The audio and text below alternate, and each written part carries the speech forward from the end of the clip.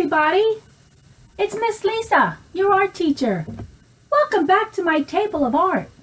I hope you're all doing well and enjoying the new school year. Welcome back to school. I hope you're happy to be here, so I'm certainly happy to be here with you. Virtually, that is. Some of you are at home watching me, and some of you will be in class watching me. But no matter where you are, I hope you're happy to be watching me. As happy as I am to be making this video for you. So, let me ask you something. What have you been doing with yourself? Are you enjoying this beautiful weather that we're having? This is like my favorite time of the year. You know why? Because it's a little cool outside, so you need a sweater.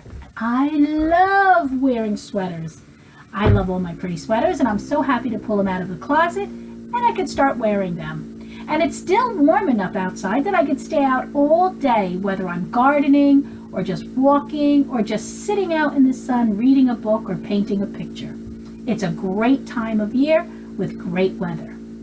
You know what else is good around this time of year? Apple picking, because apples are at their best time of the year for picking. So I did that. I went apple picking with my family, my husband and my children, and they brought some of their friends with them. My son's friend, he's in a wheelchair, and he came with us as well. The apple orchards are nice and flat, so he had no problem wheeling his chair onto the apple orchards. And when it comes time to picking the apples, even though he's sitting low in his chair and the branches are very high up above him, everybody gets this very long stick to pluck the apples down from the tree. At the end of the stick, there's like these clamps that act as hands. So you put the stick up into the tree and you pull a lever, and the stick has these claws. They open and close. So if I had an apple up in the tree, I would put the clamps around that apple and then close them and pull the stick down, and down will come my apple. And this is one of the apples we plucked from the tree. I have a whole bunch here if you'd like to see. These are some of the apples I got from apple picking. They're called Gala apples. There's all different kinds of apples. A lot of times when people think of apples, all they think about is red, red, red. Well, red is not the only color of an apple. Here's part of my apple, but when I turn it around, there's a little yellow. And if you look deep inside here, you'll find some green. There's all colors in the apple here. So, let me show you a picture of some other apples. I might be able to find it on my little computer in my phone. Let me see. I'd like to share these colors with you because this picture is really beautiful. Got it. Okay. Look at all these different apples and look how beautiful they are. Look at the different colors.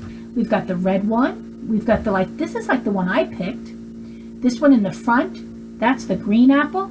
You know what the green apples are good for? Those are Granny Smith apples. That's the name of them. Those are the apples you use to bake an apple pie. So listen up. If you know anybody, whether it's somebody at home, your neighbor, your friend's neighbor, if you know that they're baking an apple pie, you need to tell them, Miss Lisa loves apple pie. And if you could spare a slice, I'll send it in to her. Is it a deal? Will you get me a slice of apple pie? But it's got to be homemade apple pie from Granny Smith apples. Deal. Okay. Yay! Yay for me. Okay, so what we're going to do today is we're going to make an apple because of its apple season. But there's a little catch. This apple's already going to be eaten. Yeah, it's going to be an eaten apple. And we're only going to have the core left and the top and the bottom of this apple. And it's going to look something like this when it's done. So you know what? This is what it looks like. That's how I eat my apple. So the only thing left is the apple core, the top and the bottom. But what are these things in the center? You know what they are? Those are the apple seeds. That's where the seeds come from to grow another apple tree, in the core or the middle of the apple. So in order to make this little apple, we need some items. And I don't want you to worry, because whatever you need, I'm sending home to you. If you're not home watching me, I'll send it to your classroom so everybody will get everything you need. To make the top and bottom of the apple, you're going to need coffee filters. You're each going to get 2 coffee filters. In order to give it that beautiful red color, we're going to need a washable marker. If you don't have washable markers, any marker will do. Might not bleed as well with the water, but it'll still come out red, and that's good. So we have markers and coffee filters. We're also going to need some watercolor paint, or if you have tempera paint, or if you have finger paint, that's perfect. Because we're actually going to print the seeds on the core of the apple using our fingertips. That is a process called printing. We're printing our prints onto the apple to give it the illusion that those are apple seeds. What do I mean by the illusion? When I say the illusion that they're apple seeds, is I want to play a trick with your eyes and let your eyes believe that these are the seeds of an apple and not your fingerprints. Okay? So that's the illusion. All right, and you're also going to get a piece of yarn because you know what? Somebody might want to hang this on the tree one year, and now you can use it as an ornament. And a little piece of green construction paper to create the leaf that hangs onto the branch. And the last is the core of the apple. And that I'm going to use photo paper. This is the kind of paper that a place that prints your photographs would use to create your photograph. It's a little bit more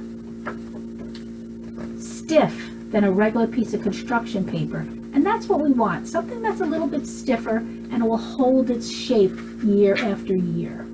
So there's a couple of ways that we can create this, but we'll show you that later. First, what we want to do is we want to start with our coffee filters because they're going to take some time to dry.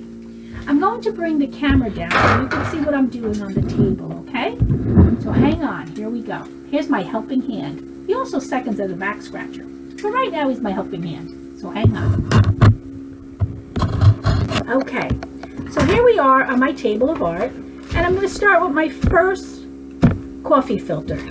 Okay, we're going to take out our red marker.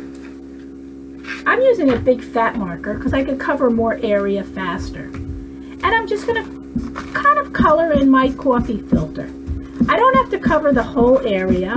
I just want to make a bunch of different lines to kind of cover it, but not completely cover it, because I'm going to add water to it. And when I add water to the marker, it will make the color of the lines blend together, which is also known as bleeding. Not bleeding like you and I know when you get cut and you bleed. It's when the color bleeds together. They fuse together to create a full color effect onto the coffee filter with no gaps of white in between. So I'm just going to keep coloring. Now, if you'd like, you could add different color to this because like I showed you, there aren't only red apples. There's yellow, greens, all different colors, so you could do that if you'd like. So I'm going to put my marker away. Now I'm going to use this tin pan because I don't want to leave wetness and marker all over my table. So there's 2 ways of doing this. If you have a spritzing bottle, which I have, this is a spritzing bottle. See that? And it's filled with water, and I'm going to just spritz my coffee filter. Just gently spritz. The water is going to make the colors bleed together. It takes a little bit of time. But if you don't have a spritzing bottle and you just have a cup of water and a paintbrush, wet your paintbrush and just sort of splash the coffee filter with droplets of water. That will work just as well as if I had spritzed the coffee filter. See how I'm splashing it with these drops of water? This works just as well. And then we're going to put this aside because it needs to dry. We can't do anything with it until it's dry. Now remember, you're getting 2 coffee filters, so you need to do this twice. And if you can notice, it's already starting to bleed together. Can you see that? The color's already bleeding together. So let's put this aside and let it dry. In the meantime, I want to show you mine that I made ahead of time that are already dried. And if you notice, I added a little red and green to my coffee filters. These are dry. I gave them time to dry so we can complete the whole project today without waiting for them to dry. But they don't take long to dry, so not to worry. Okay, now the next thing that we need to do, we want to make the core of the apple. But before we do that, we want to add the apple seeds, which are actually our fingerprints. So here we have our apple core. All right. When we're done putting our prints on, we're going to curve it to create the shape of an apple core, which is round, like sort of like a cylinder, okay? So our prints are going to stay in the middle section of the apple core. So if you have watercolor, pick your color, brown or black, or mix both. Wake up your colors with a paintbrush and water. See, I'm waking up the blue. Waking up the brown. Woo! And I'm waking up the black. And I'm going to just take my finger and stick it in the brown. See, I have brown paint on here. I'm going to get my photo paper and I'm going to add some fingerprints. Print, print, print. If I need some more, I'm going to dip it back into my watercolor paint. This time I use black and I'm making black fingerprints. I think I'll even go over the brown so it looks a little like it has some depth to it. That makes it not look flat. Okay, gives it a little body. It makes it look a little bit more realistic. I'm mixing the brown and the black. Okay, can you see that? And now we're going to let that dry as well. So let's go clean our fingers off. If you had tempera paint, you would just dip your finger into just your fingerprint, the little edge. You don't want to dip your whole finger in. You could use your pinky, you could use your index finger, whichever finger you choose. Just the tip is where you want to get paint on. When we're done, we're going to clean our brush and we're going to clean our finger because we don't want to continue working with paint on our finger. Close up your palette if you're using watercolor and put it aside. Okay, so here we have the apple. Now we need to create this apple. I'm going to give this a little time to dry. I don't want it to start dripping. I'm going to blow on it. Sometimes that hurries the process. Not always, but sometimes. Okay, let me just get this ready. I'm going to just dab it a little bit, get the big wet spots up. Okay.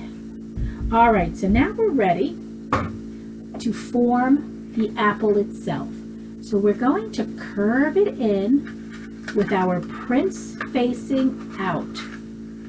Now there's two ways you can do this. You can either, actually three ways. You can either tape this together, which makes it a lot easier, or you can staple this together. So ask mom or dad or somebody that's there to help you to staple the edges together, or you can glue them. If we glue them, we have to hold them to make sure the glue sticks. I'm going to glue them so we can kind of get an idea of how it'll work, okay? So I'm going to bring this screen down so you can see what I'm doing. Here I'm working on my table. This is the side where I have my fingerprints of the apple seeds. And this is the side I want to glue, the back side. I'm using a glue stick and I'm going to, you can't see this glue stick because it's clear, but I'm only putting glue right on the edge of this paper. So when I roll it, that's the edge that's going to stick to the other side. Let me put this over here. And I'm going to have to hold it to make sure it stays. And oops, see, that's the tricky part. It's going to take a little bit of time because it keeps coming apart. Let me put it down on the table and press. See if that'll work a little faster. Okay. You're going to have to hold it for a bit. So just so we can get through this, I'm going to staple it really fast to keep it together so I can continue on with this project, okay? So you see I cheated and I stapled it. You can do the same thing, all right? So now the core will stay. So here we have it. We have our apple core. Now let's go back to our coffee filters that we used with the water and the marker. And what we want to do is we want to shove it into the top of this core. A little too hot. Now how is it going to stick?